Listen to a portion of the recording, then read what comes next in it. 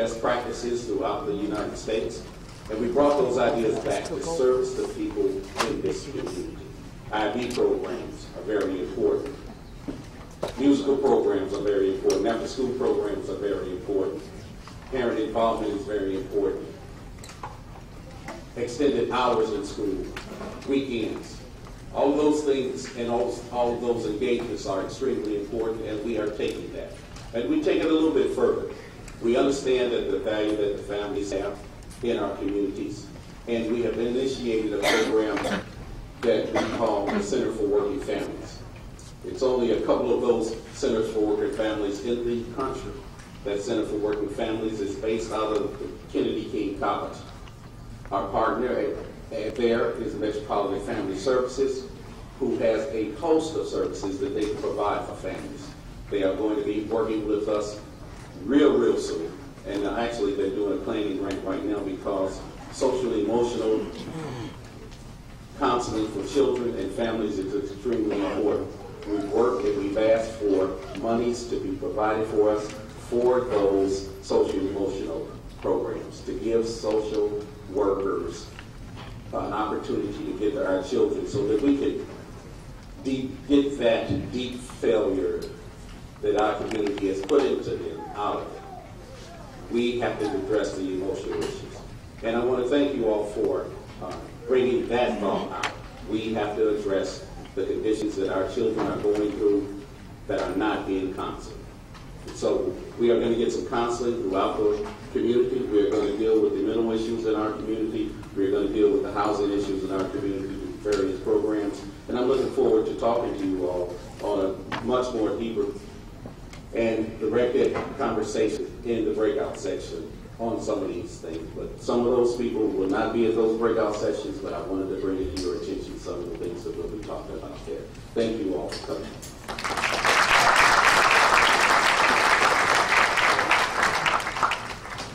So next we would like our panelists to prepare themselves to come up and say a few words about what they are doing at their institutions, and then we'll open it up to questions from the audience. We'll have 3 people roaming the floor with microphones. You've got little 3x5 cards that you can ask, prepare your question, and be prepared to ask a question. So the first speaker I'd like to have come up is Dr. Brazier from the Outside.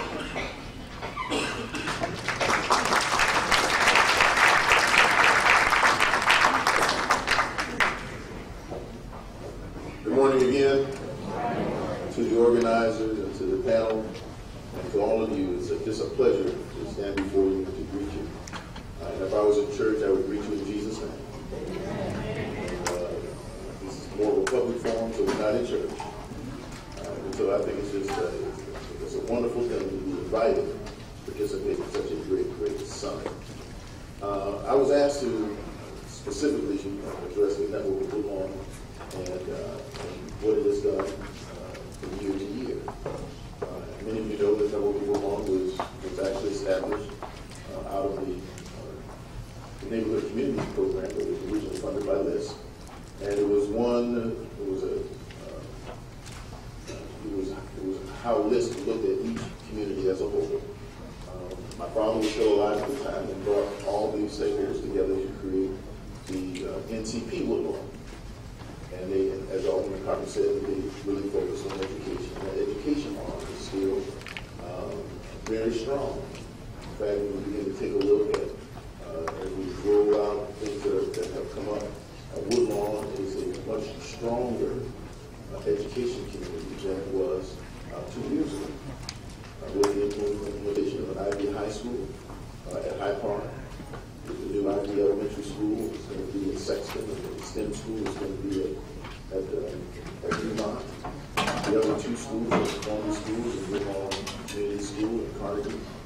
And we make sure that until it does not get left out. We find ourselves in a very strong position institutionally. And we still have to solve some of the other issues that we have, especially as it deals with safety and safe passage. How safe is our community? And so as a part of the network of Woodlawn, there is a safety component. It's headed up by Mr. Cortez Trotter, and we all going to have an opportunity to meet him along with the people that the Woodlawn Children's Promise Community. At the same time, we're also setting up something for health and human services because and how services are provided to community residents. As you know, if you have a strong education base and your community is safe, your community will grow economically. And so we believe that it's important to make sure that our indigenous population is not moved out based on market forces. And so we're building up all aspects, our intent is to build all aspects of the community, and as well as look at all aspects of an economic development plan that looks out 20 years to say what is being built for a generation as opposed to what's being built just for this generation. What are we going to leave here? When I leave here, what's left? We want to make sure that the infrastructure is also quite sound.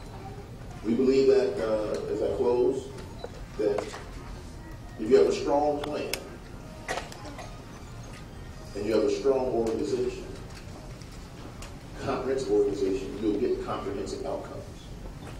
It is the stakeholders who are here, and I'm going to ask them to stand in just a few minutes. The stakeholders are members of the network of Woodlawn, WCPC, WPSA, and the others. I'm going to ask them to stand. We are set to try to provide not programs, but infrastructure where if you like to implement a program, how does that happen? What takes place for it? What's the structure for it? Many of you know the mayor is funding the business community for a $50 million program. And everybody's looking around at how they, what role do we play? And I believe that we do play a role. And I believe that Woodlawn will get its fair share based on how we're organized. And so I'm really appreciative of the network of Woodlawn and their commitment to Woodlawn. And this board, these boards that we have are made up of stakeholders in Woodlawn, as well as community members, people who live in the community residents. So I'd like for all those who are part of any of the network of Woodlawn board to please stand.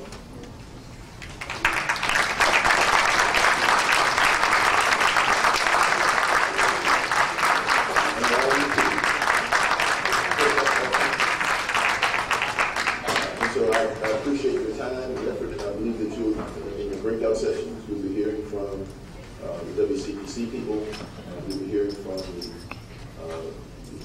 Public Safety Alliance, Cortez Trotter. I believe Laura Lane is going to be here, who handles our human services piece. The economic development is going to be, you'll hear from Wesley Walker. He'll be in the room for that. And we're just here to serve. And I really like your theme. I think it's outstanding.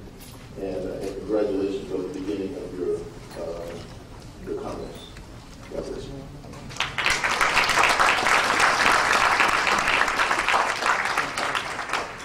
Next, we'd like to welcome Chicago Police Department. We've got Deputy Chief Gulliford here, and he will share with you what's going on in the Chicago Police Department. Please welcome Deputy Chief.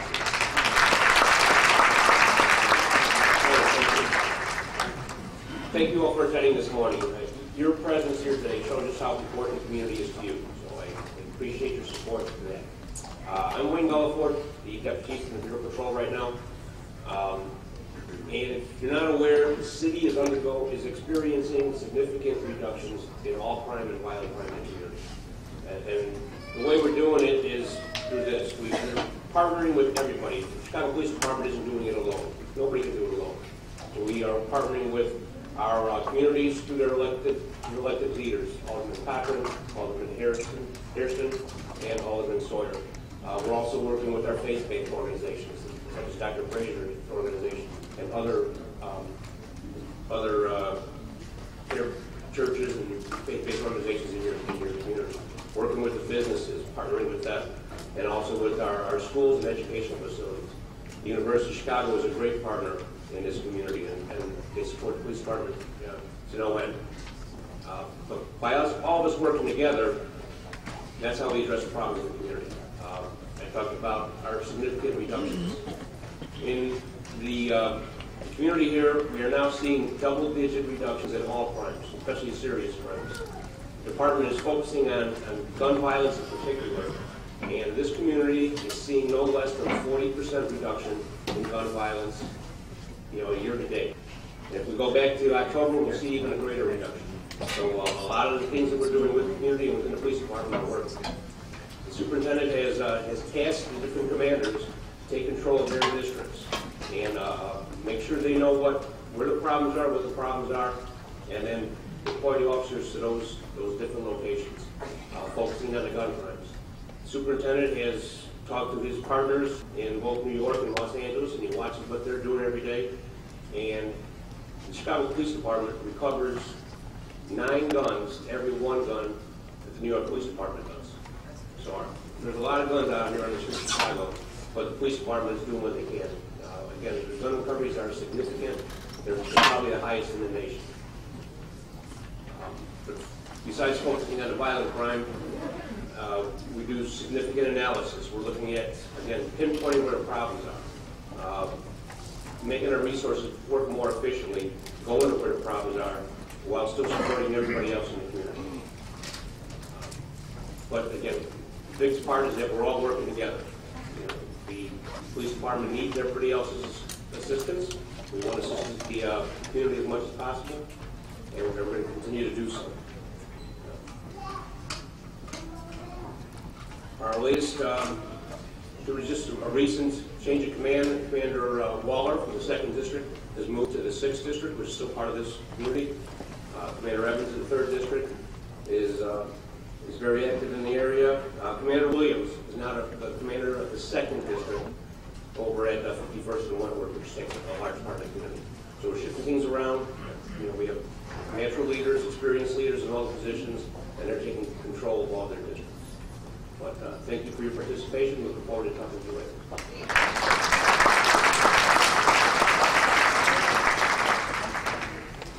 And now we bring up Pastor Brooks. You know him from sitting on the rooftop. You know him from walking across America. And he can just walk on over here to this podium here and share with us his vision for New England.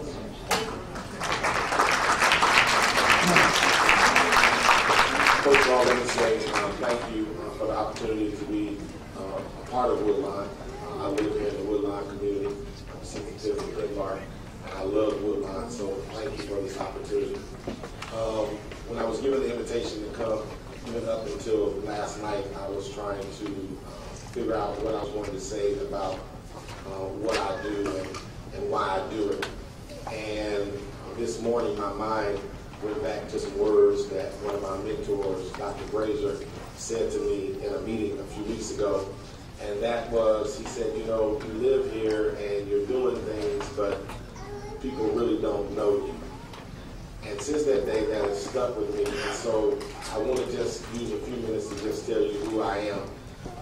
Beyond all that rooftop preacher stuff, that's not really who I am. Walking across America, that's not really who I am. The gangbanger pastor, that's not really who I am. The funeral preacher, that's not really who I am. At the end of the day, I'm Corey Brooks, and I'm a preacher, and I'm a pastor. And don't get it twisted, I love God in a crazy way, and my faith is just in God, period. That's the first thing I want to say. I have a loving wife, been married for 18 years, 4 children. My oldest son, Desmond, graduated from Hampton with honors. He now lives in Miami. My oldest graduated from Columbia. My next child, Danielle, is on her way to Parsons Design School in New York. My youngest son, Kobe, who's 12, wants to be a rap producer. So I'm a family man. Don't get it twisted. I love family and I love people. And because of that, that shapes who I am. I wasn't born and raised in Chicago. I was born in a little town called King, Tennessee, a little country town, about 2,000. That's where I was born. That's where my grandmama raised me up until the time I moved to 12 to Muncie, Indiana with my mother, where she raised me and 3 hard-headed boys on just a little income. And the community center was the emphasis of my life. It's where I got mentored. It's where I was developed, that's where I was shaped. And a lot of that helps to shape who I am. And because of the community center being such a blessing in my life, that's kind of like my focus and what I want to do. God has blessed me to have a wonderful church, New Beginnings Church on 66 and King, that's in the Woodlawn community. It's not, we don't have a lot, but what we do have, we share with everybody. And because I'm a preacher and because I'm a pastor, it shapes what I do. I'm not some preacher who stays up in my office that you can't come contact me and get to me. Matter of fact, if you need me, my cell number is 312-813-5211. And you can have the number just like all the other 2,500 members of my church have my number. You can call me if you need me, just like everybody else does in the community, which leads me to say this. When somebody calls me from the community, like Jonathan, Jonathan, stand up. This is Jonathan, the young man that was shot on 65th Airline with his baby. And ever since they called me, I didn't know who they were. I didn't have any idea of their family, but when they called me, like any good pastor, I went to the hospital. You can go ahead and sit down, Jonathan. And like any good pastor, I went to the hospital. And since that day, I've been with Jonathan. Yeah, I know. I know he used to sell drugs in the Woodlawn community. I know everybody knows and says he used to be in the gang. I know that. But I also know the other side. In 3rd grade, he fell from a 3rd floor roof and got a mental disability. I know the other side. 8th grade, dropped out of school. No father, nowhere in his life. Family always involved in other illicit activities. That's the environment. And when you have kids that grow up in those environments and you give them no choices, you give them no opportunities, what the hell do you expect them to happen?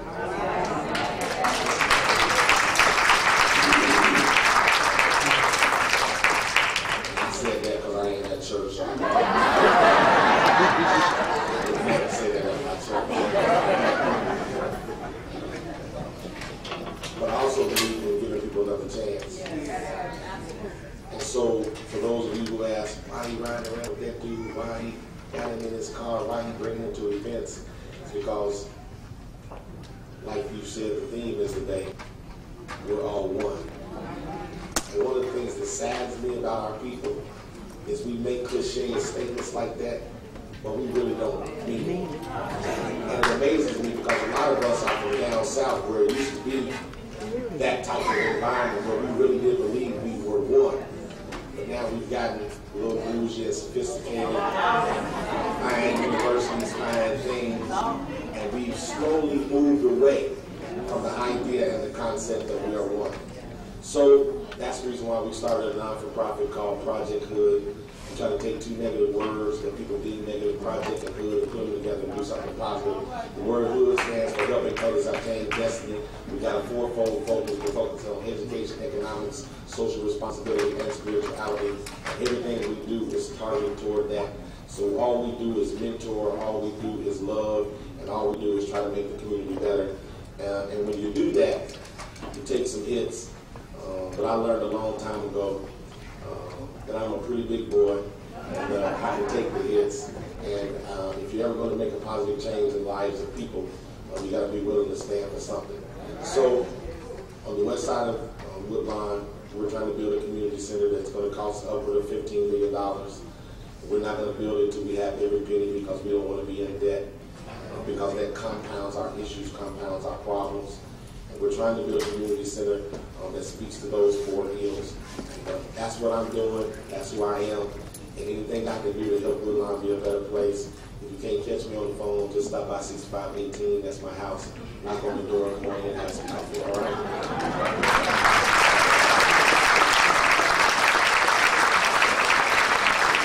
Thank you, Pastor Wilson. Here's right about stopping at his house because we stuck notes in his door about this event. So,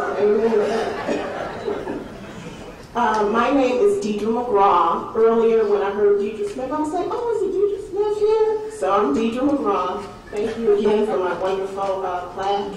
And again, welcome. I am going to be brief because I want to give this dynamic man plenty of time to speak to us this morning.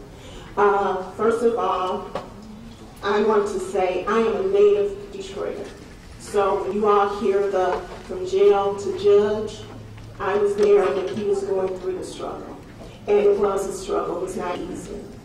Now we get to seek his advice on his website. We get to listen to him dispense advice on the radio. And we get to get some good laughs because he is good at getting you cracking up in there, but dispensing the law. He is also great at being a community man.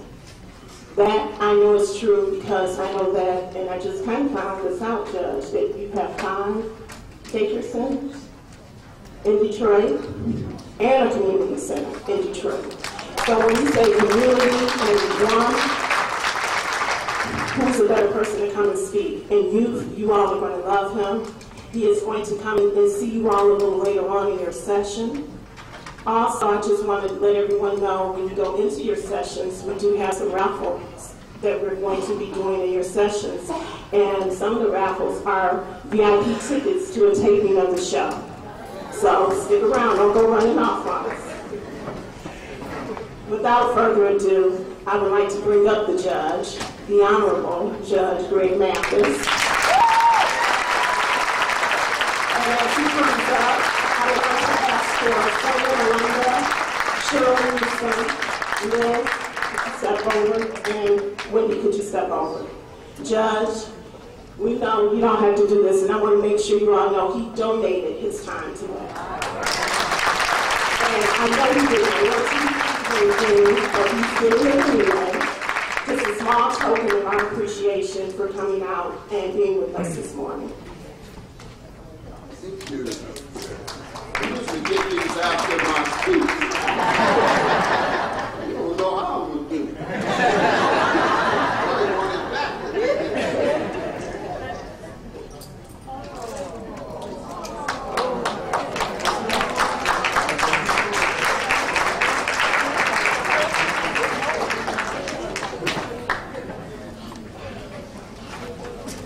Thank you.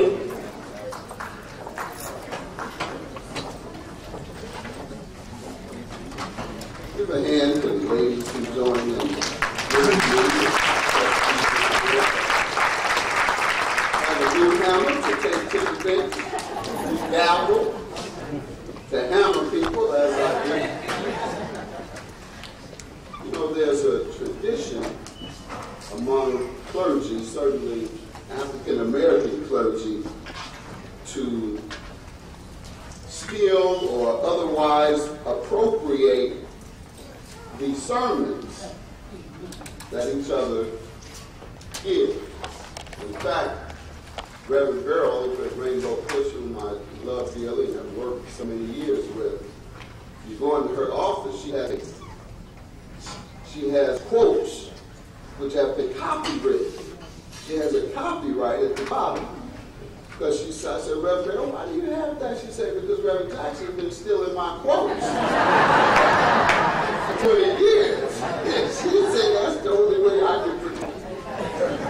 So before Pastor Brooks copyrights his remarks, I'm going to have to follow up and say I'm going to have to appropriate some of the things he said, and that is who I am. I ain't like that. Either so I'm putting it in front of your face. Most of them get behind each other's back. But who I am? I'm more than just a television judge that entertains you. More than just a internet legal advisor and radio legal advisor.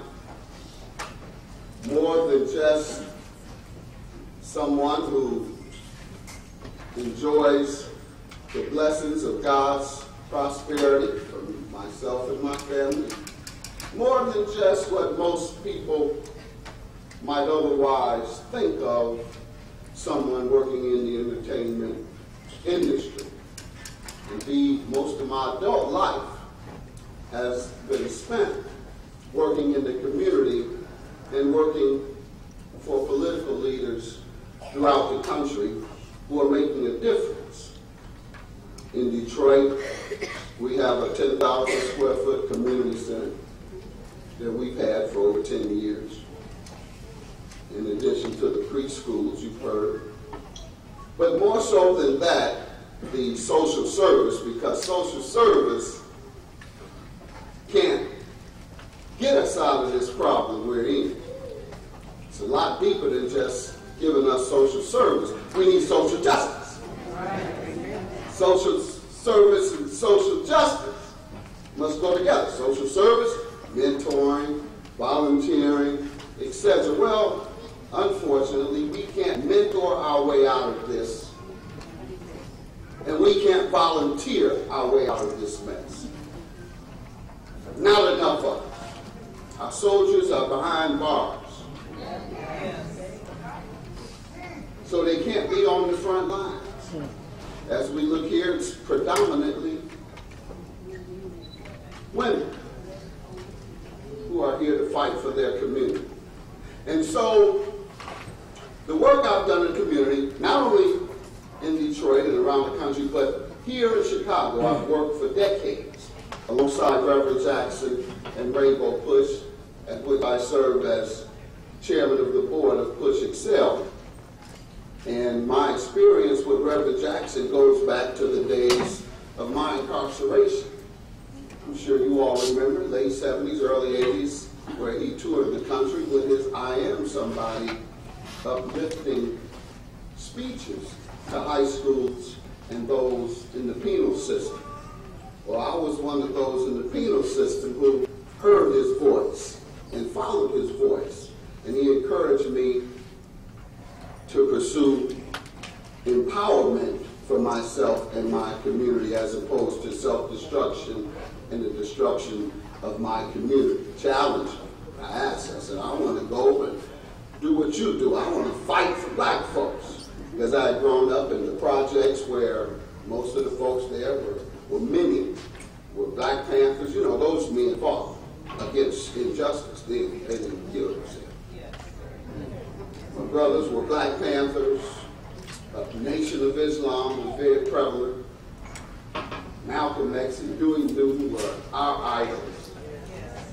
We loved Dr. King, but where I grew up in the projects, they wanted to fight. They were talking about turning the other cheek. They didn't turn your head. But it is that inspiration. When I asked Rev, can I join? He said, well, you must go to college. He said, you can't fight this war because you don't have any weapons. He said, you need a weapon of education. And I promptly, upon my release, obtained a GED and was enrolled in college under an affirmative action program at major university, Eastern Michigan University. And that's because of our fight for justice, to have affirmative action, to allow guys like myself to achieve empowerment and then come back and empower their community. And so that's who I am. And I thank God for all of those in Chicago who have helped nurture my career. Over the years, I've been back and forth here, typically every couple of months, and once again working with Rainbow Push, and in many instances helping to organize with the Nation of Islam, and Minister Farrakhan, and many of the other black men, the strong black men who fight back. And so I'm proud to be here, and I'm proud to have this opportunity. And let me recognize a couple of my friends who are here. My dear friend and leader here in Chicago, Bishop Brazier, who I've known for a couple of decades.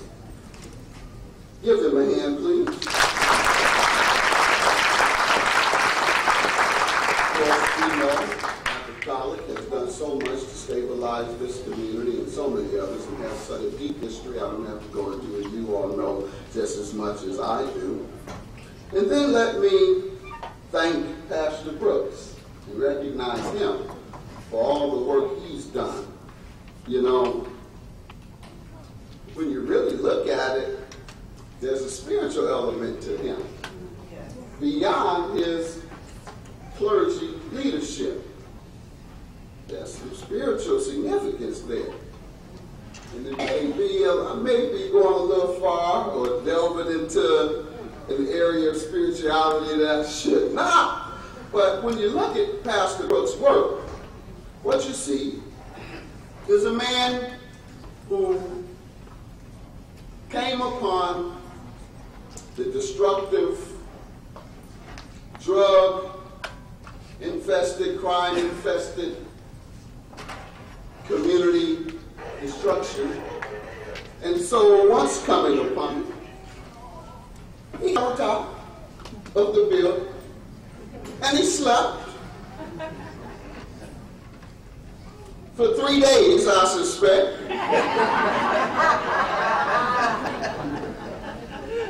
And when he awakened, he walked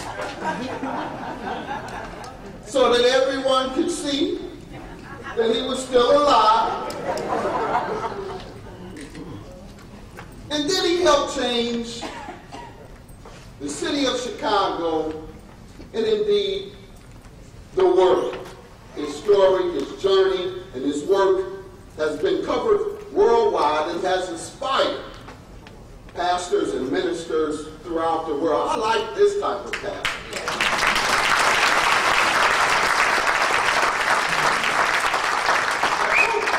I'm not sure about this, but I don't think he has the Bentley. I don't think he has the $2,000 alligator shoe. Doesn't have the airplane. Like many of our pastors that have all that don't have a youth program.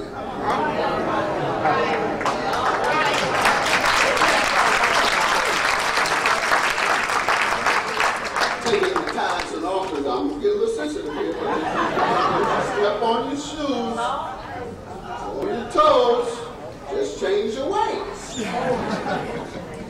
Because it's a travesty to have spiritual leaders who empower themselves, and they say the prosperity preaching, and they're the only ones prospering. And the single women, which are the predominant membership, who have young boys they're raising by themselves, can't quite, they do their best, but can't quite teach them a sense of manhood.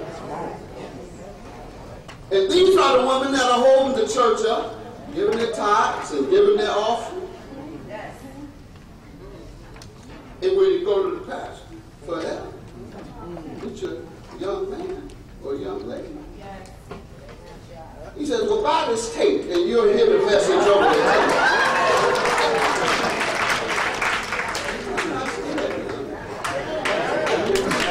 Boycott the show.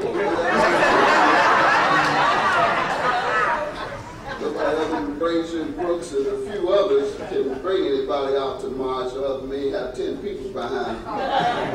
You know, a leader with nobody walking behind him is just taking a stroll.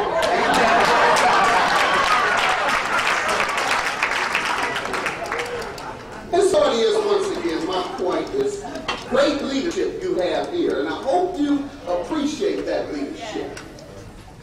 Because a lot of people are getting kind, particularly our sisters. I go across the country, undoubtedly I hear from parents, women, they bring their young person up. Judge, I want you to mentor him. I specifically remember one. I want you to mentor him. He was in St. Louis. I want you to mentor my son. He's 12 and he's in trouble, and I need your help. I need you to mentor him. I said, well, ma'am, I live across the country. It's a little hard, but I understood the pain and the need. And so I said, well, are you in church with the pastor? Oh, yeah, I go to church every Sunday. I said, well, do you pay tithes and offerings? Oh, yeah, I don't miss paying a dime. I said, well, can't you take, I said, do they have a mentorship program there at the church? Can't you take it? He said, oh, no, we don't have that. I said, well, can you take it your son to your pastor for counseling. Oh, my pastor's too busy. He's real busy. He flies all over the country and he hooks up with this person and that one, and he does all the conferences. Oh, he's too busy. I've got to find another way. Wow. I said, okay. I know the pastor might be in demand around the country, but I think there's quite a few people want to see it too. Around the country. And so I developed a church-based mentorship program. Easy to use at any church. And you can go on my website, askjudgemathis.com. Ask Judge Mathis. Ask like asking me a question. And you can download an 8-page guideline on how to operate a church-based mentorship. It could be the men's ministry, could be the ladies' ministry, could be one volunteer, could be led by the pastor. And it only involves having 10 men every 6 months. Mentoring 10 young men in the church. Very easy way. Have them come to church every Sunday, the young men. And if they don't want to come into church, just have them meet you there. Take them to dinner. Advise. Give them some direction. Listen. Do that for 6 months. I promise you, you'll change a young person's life. I promise. And for those who are looking for a mentorship program for their young people, because that's what you hear most, or at least I hear a lot about. Download that guideline, take it to your pastor. Take it to the men's ministry, whomever, or start it up yourself. Recruiting 10 men, recruiting 10 young boys who come from fatherless homes for 6 months. Really easy job. You're coming to church anyway.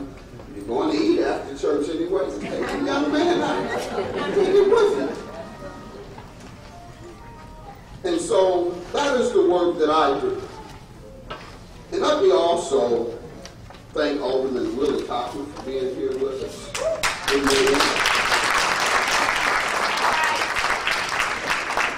Could be in many other cities today, many other parts of the city. We thank God he's here with us. Deputy Chief Gulliford, give him a hand as well for the work he's done. I keep up very vividly on the work that's being done to reduce violent crime here and across the country, and I must say, from all observations, Chicago is doing a great job in attacking violent crime and reducing it, and come up with some very innovative strategies that, in fact, we are borrowing in Detroit to try and reduce the violent crime there. So we thank God for Superintendent Cochran and for our Deputy Chief who is with us today. We thank God for the media. ABC, I'm going to call them out. CAT. Why do I love it? Because in most community forums, particularly with young people, you can't find the media covering the positive thing.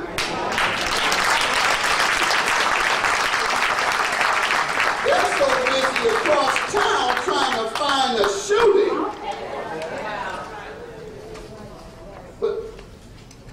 But you can't find it when it's time to show the empowerment that will inspire other communities to empower themselves. So we thank you. Not tearing us down today, but lifting us up.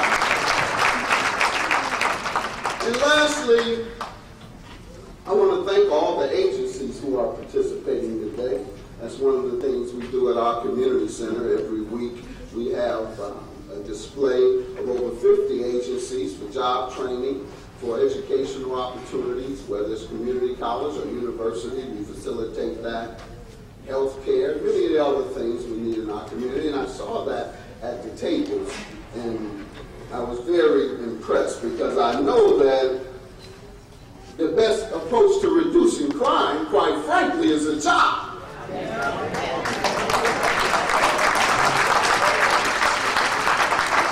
It's a job training program if there are no jobs, so that when the jobs do come, you'll be prepared. For higher education, community colleges. If there are no jobs, be prepared when the jobs come. And so, Deputy Chief, I think that we're in the right place to reduce crime. That's probably why crime has gone down in this area. In addition to your strategies, are these agencies give these agencies a big win. Not going to take a few minutes. I'm going to tell you all, I guess, like Jennifer Lopez, who kind of has had several fellas. I'll tell you, like she no doubt tells her new growers, I won't keep you long.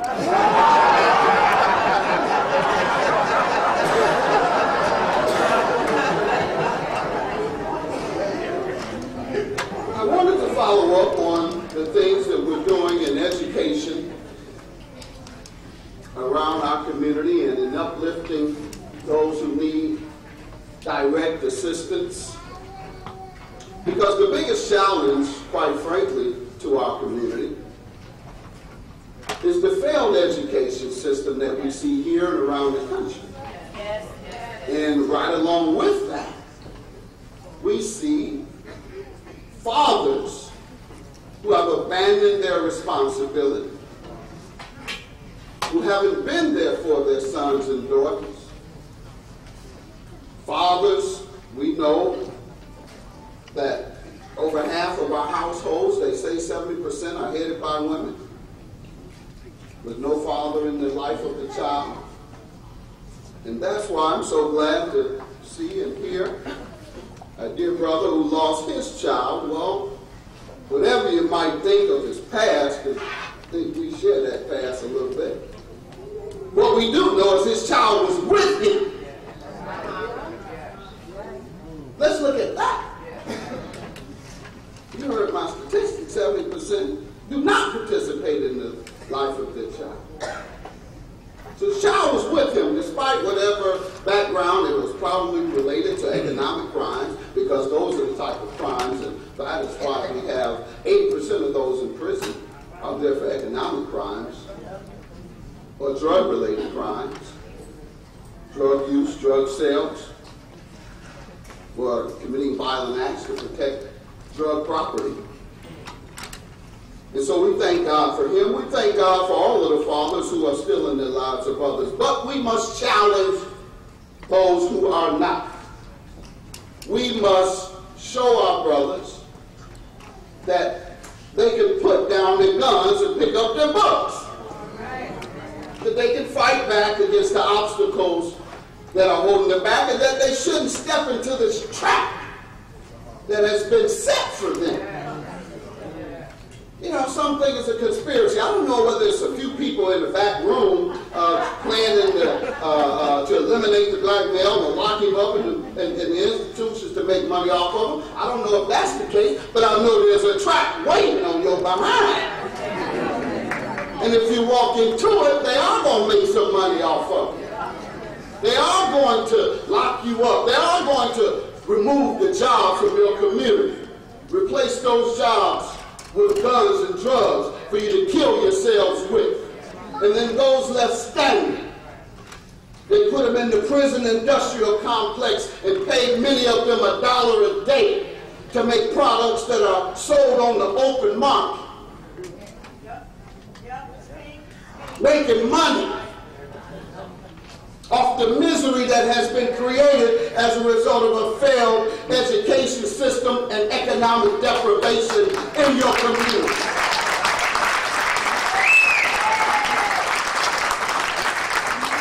I'm not so sure that this country, I'm not going to mess with Chicago's education system, don't know enough about it. I know you all have closed more schools than any place else.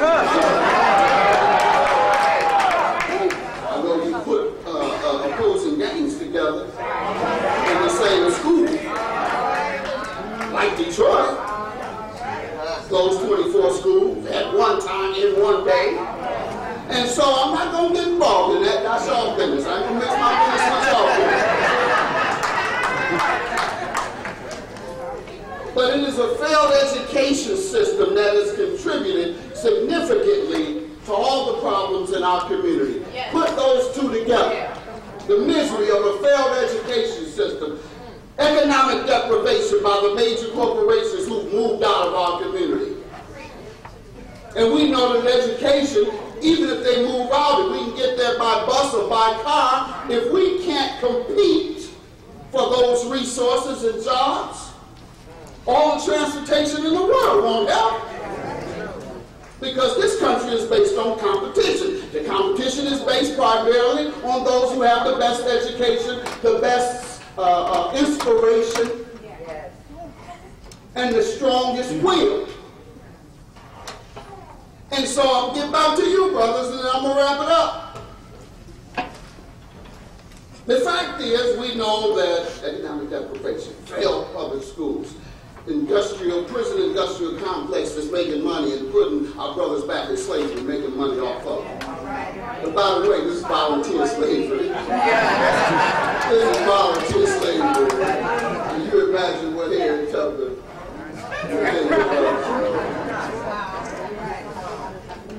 And so, the challenge is for our brothers to stand up and fight back. Brothers, we are so tough on the street. Go out here and we get to the corner with this twisted sense of manhood. You think your manhood comes from the gun on your hip? Because you think you're God? Oh, I know the mentality. I can give a life or take a life. That's God. You think your manhood is tied up in your growing? And so the more babies you produce, the more respect on the street. There's a thing now called spreading my seed. Like it's a big deal. I will spread my seed. Producing babies that you can't take care of. So it's not just all the system. It's not just failed education system. It's a failed mentality.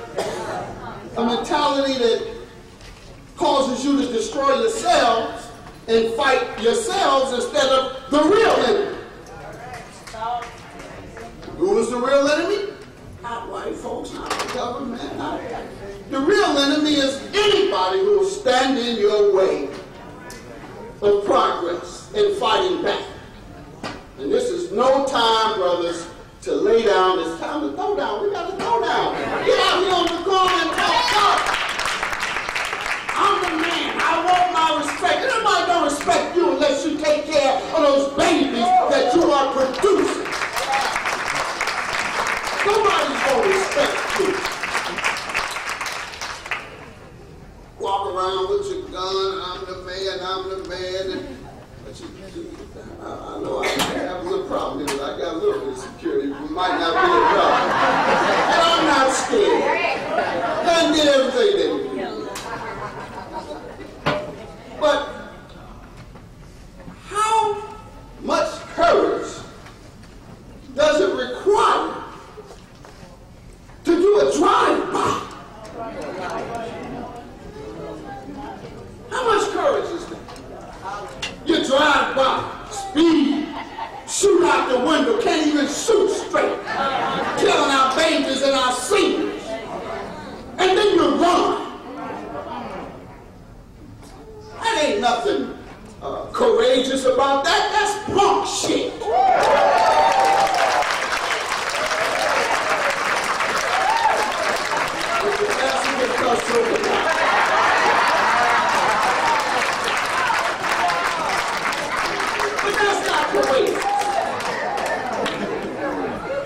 Back in the day, the cowboys, they back up and they say, you get 10 feet out here too. Put your hand on your guns with your holster. You walk 10, and then whoever shoots first, that's who wins. And nobody runs. They don't jump on the horse and run away. They face each other. That's courage. If you like to just shoot, you can't do what you want to do. But they didn't go over to Afghanistan. We need some shooters over there. Over there. You can't shoot straight. Maybe you hit somebody else.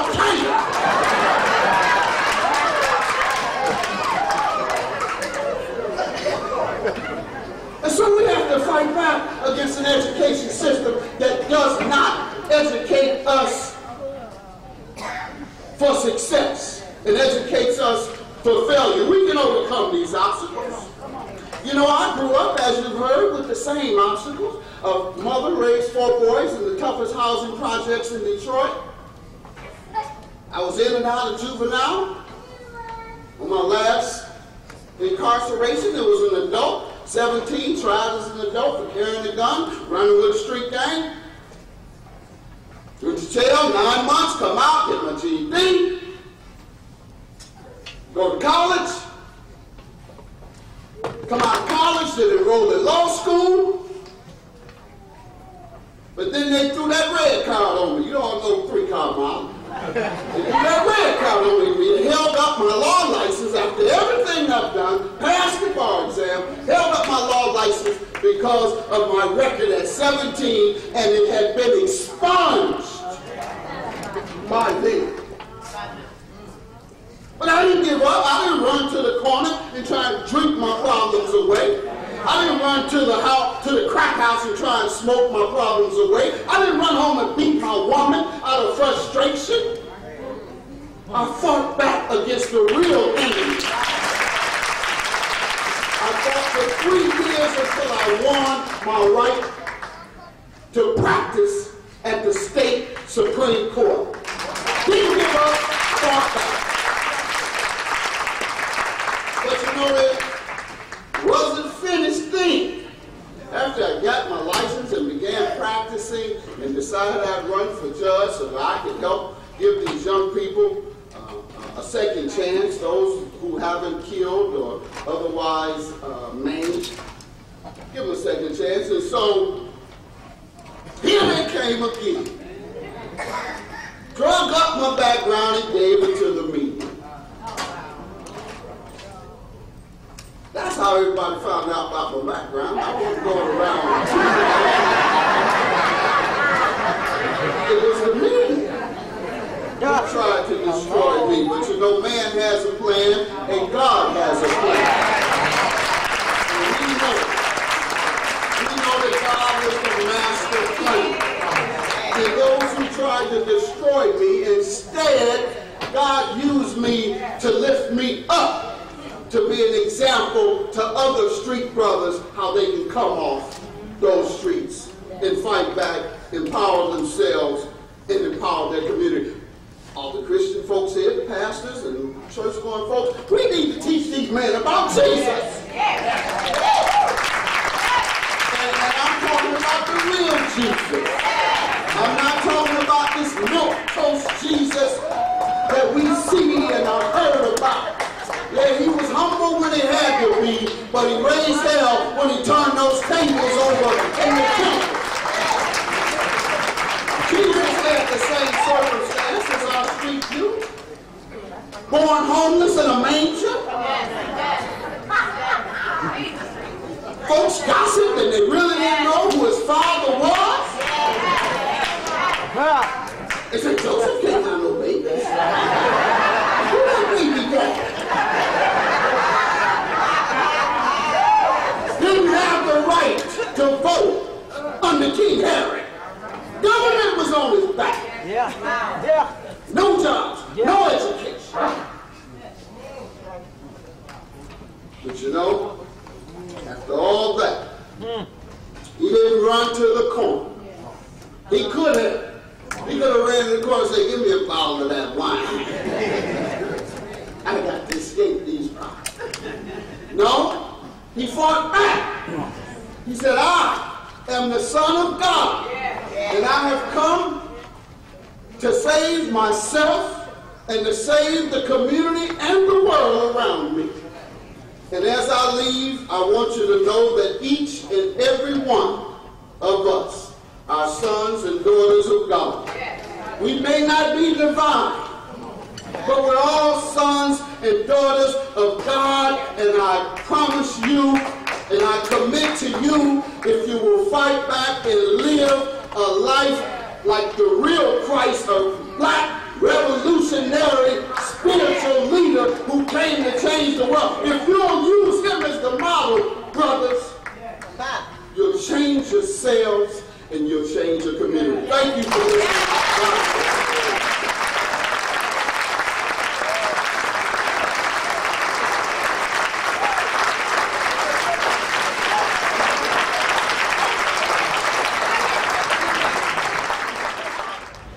Yo, what's up? This is Rapping Tate the Great, killing it at Can TV, local access with the #1 judge all over the world. Judge Mathis representing Rainbow Push. You see the badge on. Don't play. We coming real. Yo, Judge, why don't you tell the young people something about read, keeping them books, education, and tell them how real it is and how they can succeed in life. Yeah, well, this society we live in now is totally based on competition. Nobody's getting a free hand. So in order to compete in this world, you got to educate yourself and empower yourself.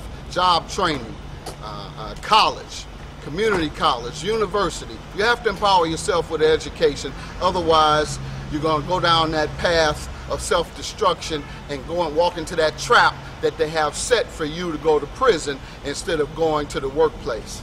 Yo, you heard it right here. This is Rapping Tate the Great. We have the youth that are in trouble, and we have a lot of programs, but you have youth that are sitting there on the street, and if they try to get out of a gang or try to escape, there's no one to protect them.